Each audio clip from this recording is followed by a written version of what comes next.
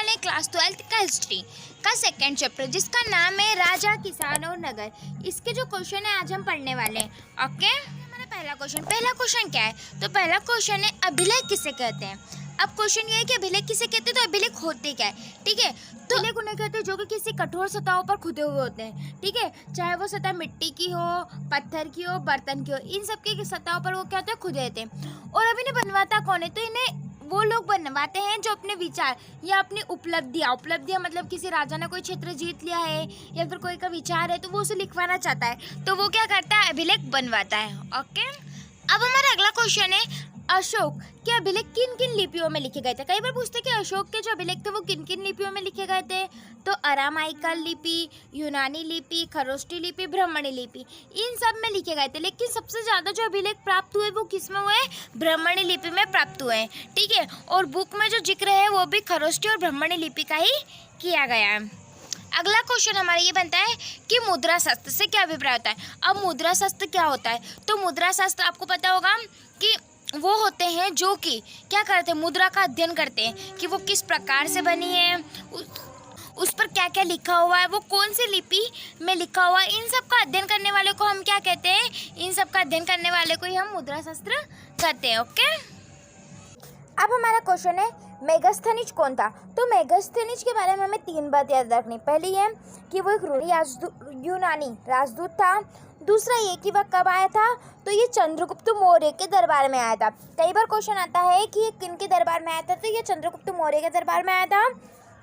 और मेगास्थनीज ने एक बुक लिखी थी इंडिका। ठीक है, तो हमें ये 3 बातें इसकी याद रखनी कि यूनानी राजदूत था, चंद्रगुप्त मौर्य के दरबार में आया था और इसकी एक प्रसिद्ध पुस्तक थी जिसका नाम था इंडिका। कई बार ऑब्जेक्टिव में भी क्वेश्चन आता है कि इंडिका किसके द्वारा लिखी गई है, तो ये मेगास्थनीज के द्वारा लिखी गई है। ओके, तो ये जो तीनों ऑब्जेक्टिव यहाँ से एक लॉन्ग क्वेश्चन तो बन ही रहा है हमारा, उसके साथ साथ यहाँ पर 1 वर्ड भी 3 बन रहे हैं। पहला तो ये बन रहा है कि ये कहाँ से आया था, तो एक यूनानी राजदूत था। दूसरा ये कि कौन से दरबार से आया था, और तीसरा कि उसकी पुस्तक कौन सी है। ठीक है, तो यहाँ पर हमारे 3 ऑब्जेक्टिव बन रहे हैं और ये तीनों ही जो ऑब्जेक्टिव है कई बार एग्जाम में आए। ओके, अब हमारा क्वेश्चन है अशोक के धर्म से क्या अभिप्राय। हमने अशोक के धर्म के बारे में तो पढ़ा, लेकिन इससे आप क्या समझते हैं, क्वेश्चन में ये पूछा है। ठीक, अब अशोक का जो धर्म है वो क्या था। अब अशोक जो था वो किस धर्म को मानता था, तो वो बौद्ध धर्म को मानता था। ठीक है, वो बौद्ध धर्म को तो मानता था, लेकिन उसने जिस धर्म का प्रचार प्रसार किया वो किसी एक धर्म से नहीं थे। मतलब वो हर एक चीज़ से मतलब कुछ ऐसी बातें थी जो कि साधारण हो, मतलब किसी भी धर्म से संबंध नहीं रखती थी। तो ऐसी जो बातें थी वो किसके थे, अशोक के धर्म के अंदर थी। वैसे वो मानता बौद्ध धर्म था, लेकिन उसका धर्म जो था वो किसी एक विशेष धर्म से संबंध नहीं रखता था। तो अब उसमें बातें कौन सी थी, साधारण बातें। तो पहला तो ये था सदैव बड़ों का आदर करना तथा सत्य बोलना। मतलब हमें बड़ों का आदर करना चाहिए, जो भी हमसे बड़े हैं उन्हें रिस्पेक्ट देनी चाहिए और हमेशा सत्य बोलना चाहिए। ठीक है, उसके बाद माता पिता की आज्ञा का पालन करना चाहिए। ठीक, तीसरा है भिक्षु और सन्यासियों के साथ उदार भाव। मतलब जो भी भिक्षु मतलब वही होते हैं भिक्षा मांगने वाले, और सन्यासी साधु वगैरह, इनके साथ हमें कैसा व्यवहार करना चाहिए, उदारता से व्यवहार करना चाहिए। ओके, उसके बाद हमारा नेक्स्ट पॉइंट है सेवक और दासों के प्रति भी उदार भाव। हमें ये नहीं सोचना चाहिए कि ये सेवक है या फिर नौकर है, बल्कि उसके संग भी हमें कैसा व्यवहार करना चाहिए, उदार व्यवहार करना चाहिए। ओके, उसके बाद जीवों पर अत्याचार न करना अतः अहिंसा पर विशेष बल दिया जाए। मतलब जो भी जानवर वगैरह होते हैं, जीव जंतु, उनसे भी हमें कैसे करना है, उनसे भी हमें प्रेम व्यवहार करना है, उन पर हमें अत्याचार नहीं करना। ओके, उसके बाद है सभी धर्मों का सम्मान करना, सभी धर्मों का आडंबरों को खंडन करना। अब सभी धर्मों का सम्मान मतलब हिंदू धर्म हो, मुस्लिम धर्म हो, सिख धर्म हो, इन सब का पालन करना। और धार्मिक आडंबर मतलब जो भी धर्म में बुराइयां होती हैं उनका क्या करना, खंडन करना। जैसे कि हिंदू धर्म में बहुत सारी बुराइयां थी, छुआछूत, भेदभाव, तो इन सब का क्या करना, खंडन करना। ठीक है, मतलब इसका विरोध करना। ओके, आडंबर मतलब होती बुराइयां। और लास्ट पॉइंट है धर्म के प्रचार प्रसार के लिए अशोक ने क्या किया था, महात्मा नियुक्त किए थे। मतलब उन्होंने इस धर्म को फैलाने के लिए बहुत सारे महात्मा या फिर सेवक नियुक्त किए थे। ओके, तो आई होप आपको ये अच्छे से समझ में आया होगा, क्योंकि ये क्वेश्चन इतना टफ नहीं है, मतलब ये बातें बताई गई है। ओके, अब हमारा क्वेश्चन है मौर्य साम्राज्य का वर्णन संक्षिप्त में कीजिए। अब हमें मौर्य साम्राज्य का वर्णन करना है, मतलब मौर्य साम्राज्य के बारे में बताना है। तो पहले तो हम देखते हैं कि मौर्य साम्राज्य है क्या। ठीक, तो मौर्य साम्राज्य जो है इसके प्रशासन है, इसकी विशेषता क्या है, तो इसकी राजधानी जो है पाटलिपुत्र है। ठीक है। और यहाँ के जो संस्थापक थे, मौर्य साम्राज्य के संस्थापक कौन थे? चंद्रगुप्त मौर्य। और इन्होंने क्या किया था? घनानंद से को पराजित कर इन्होंने मौर्य साम्राज्य की नींव रखी थी। ओके, तो इन्होंने क्या किया? इनकी जो राजधानी थी पाटलिपुत्र, समझ लो इनकी राजधानी पाटलिपुत्र। तो इन्होंने क्या किया था? अपने साम्राज्य का विस्तार इसके चारों ओर किया था, मतलब इधर भी विस्तार कर लिया, इधर भी विस्तार कर लिया, इधर भी विस्तार कर लिया। तो इन्होंने अपनी राजधानी के चारों ओर क्या किया था? अपने साम्राज्य को फैलाया था। उसके बाद इसके अंतर्गत मौर्य साम्राज्य थे, इसके अंतर्गत निम्न सुविधाएं थी। तो वो सुविधाएं क्या थी या फिर व्यवस्थाएं क्या थी? तो पहली व्यवस्था थी राजकीय व्यवस्था। अब ये राजकीय व्यवस्था क्या है? ओके, तो हम पढ़ते हैं।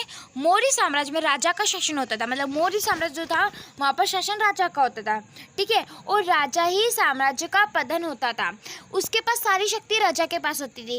इसके बावजूद भी राजा को वो घमंडी या फिर सच्चेधारी नहीं होता था, ठीक है। वो एकमात्र शासक होता था, फिर भी उसे किसी भी बात का घमंड वगैरह नहीं था।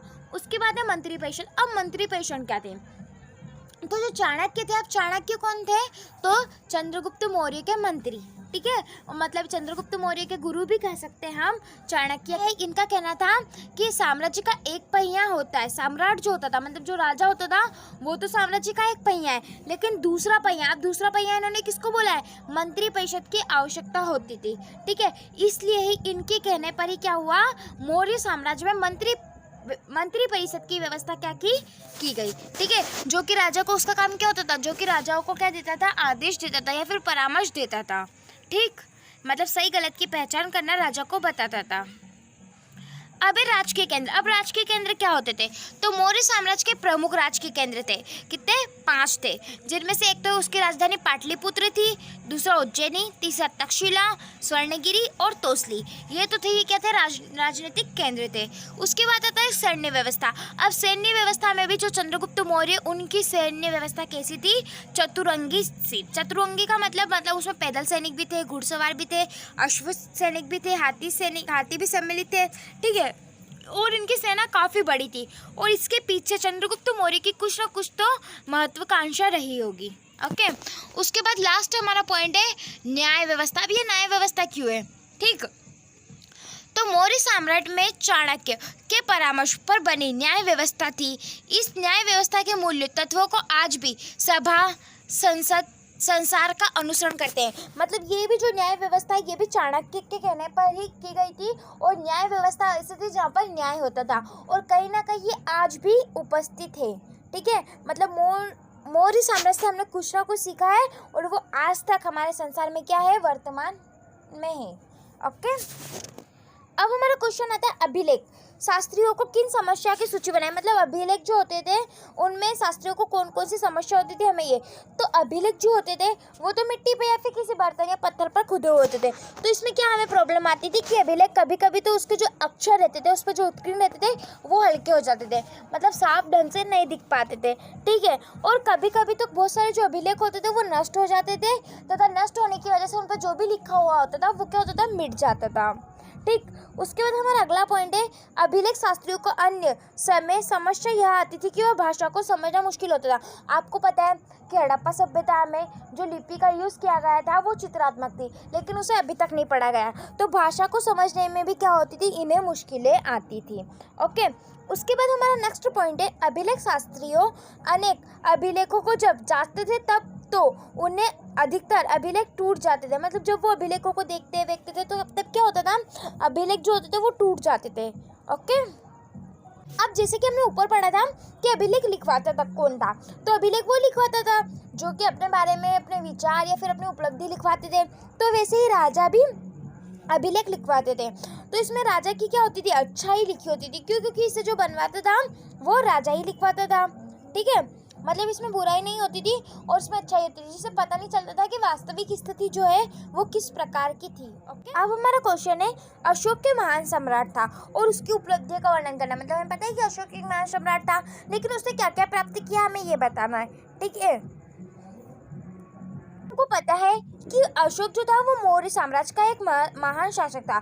इसके पिता का नाम था बिंदुसार और इसकी माता का नाम तो इसने जो प्राप्ति किए थे उसकी महानता के हम बताते हैं कि इन्होंने क्या किया था। तो ये महान विजेता थे। महान विजेता कैसे?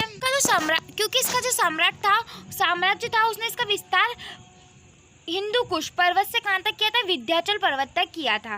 ठीक है, जिससे पता चलता है कि एक महान विजेता था, मतलब इसने जीत जीत कर क्या किया था, अपने साम्राज्य का विस्तार किया था। ओके, उसके बाद आता है धार्मिक सहिष्णुता। धार्मिक सहिष्णुता मतलब जैसे कि हमने देखा अशोक जो होते थे वो क्या होते थे, बौद्ध धर्म को मानते थे। ठीक है, लेकिन उन्होंने क्या किया, उन्होंने सभी धर्मों का सम्मान किया है, इसलिए उन्हें महाशासक भी कहा गया है। ठीक है, मतलब इन्होंने किसी एक विशेष धर्म को महत्व नहीं दिया, इन्होंने सभी धर्मों को बराबर महत्व दिया। उसके बाद जन कल्याणकारी, मतलब अशोक एक ऐसे सम्राट थे जो कि दूसरों के बारे में भी सोचते थे और एक जन कल्याणकारी कार्य करते थे। अशोक के जो भी कार्य होते थे वो कैसे होते थे, जन कल्याणकारी, मतलब सबका कल्याण करने वाले अशोक के कार्य होते थे। उसके बाद अगला पॉइंट है हमारा कला प्रेमी। कला प्रेमी मतलब अशोक एक कला प्रेमी व्यक्ति थे। ठीक है, और इन्होंने बहुत सारी इमारतें, मंदिरों का निर्माण कराया।